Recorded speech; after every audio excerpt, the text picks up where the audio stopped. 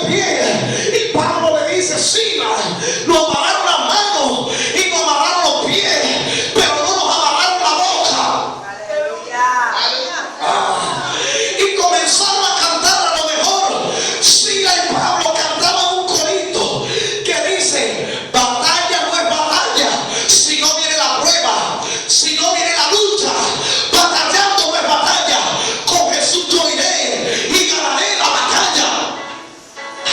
A lo mejor Pablo y Silas cantaron aquel corito bonito que dice en el Salmo 150: lo que respira alaba a Jehová, mi boca canta alabanza y mi corazón también. Alábale con las manos y alábale con los pies, y todo lo que respira alaba a Jehová también. Y decía el coro: reprendo al diablo y tiene que correr, porque la sangre de Cristo tiene poder.